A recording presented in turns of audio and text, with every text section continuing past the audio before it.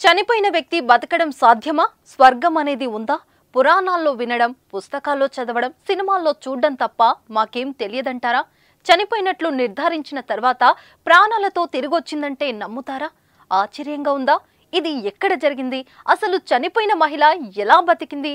అయితే మీరు ఈ ఘటన గురించి తెలుసుకోవాల్సిందే. ముకుందా జ్యువెలర్స్ తెలంగాణలో మొట్టమొదటి ఫ్యాక్టరీ అవుట్లెట్ మన కొత్తపేటలో ఫిబ్రవరి 14న గొప్ప శుభారంభం.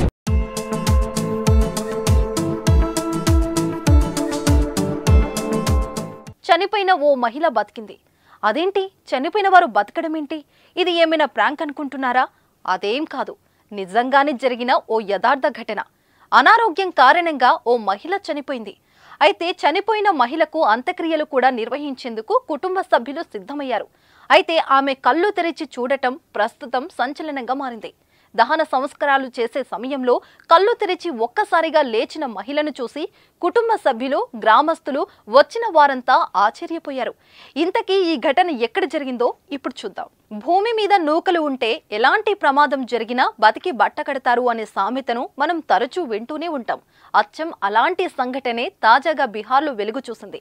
అనారోగ్యం వల్ల ఛత్తీస్గఢ్లో చనిపోయిందని వైద్యులు ప్రకటించగా తన సొంత రాష్ట్రం బీహార్లో అడుగు పెట్టగానే బతికింది ఓ మహిళ. ఇదేంటి అనుకుంటున్నారా? అయితే ఇది చూద్దాం. రాంవతి దేవి బీహార్లోని బెగుసరాయ్ నీమా చంద్పుర గ్రామంలో నివసిస్తారు. ఆమెకు మురారి షావో, ఘనశ్యామ్ షావో అనే ఇద్దరు కుమారులు. వీరిని తీసుకుని ఉపాధి కోసం ఛత్తీస్గఢ్కు వెళ్లింది. ఫిబ్రవరి 11వ తేదీన ఆమెకు శ్వాస తీసుకోవడంలో ఇబ్బంది ఎదురైంది. దీంతో ఛత్తీస్గఢ్లోని కోర్వా జిల్లాలోని ఓ ప్రైవేట్ ఆసుపత్రిలో చేర్పించారు. అయితే చికిత్స పొందుతూ ఆమె మృతి చెందారని వైద్యులు ప్రకటించారు. కుమారులిద్దరూ ఆమె మృతదేహాన్ని స్వగ్రామంలో దహన సంస్కారాలు చేయాలని నిర్ణయించుకున్నారు. మృతదేహాన్ని వాహనంలో ఇంటికి తీసుకెళ్లేందుకు కుటుంబ సభ్యులు సిద్ధమయ్యారు. ఆ మహిళ శవానికి దహన సంస్కారాలు నిర్వహించేందుకు కూడా అన్ని ఏర్పాట్లు చేశారు.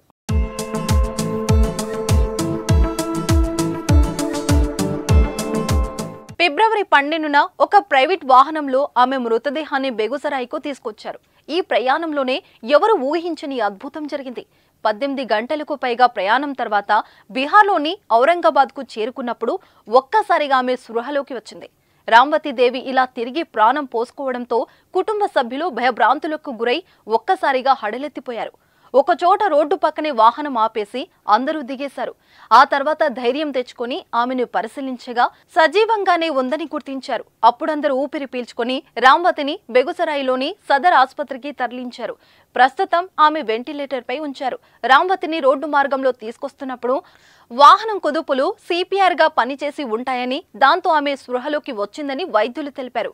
ఆమెకు చికిత్స అందిస్తున్నామని, మెల్లగా కోలుకుంటుందని వైద్యులు చెప్పారు.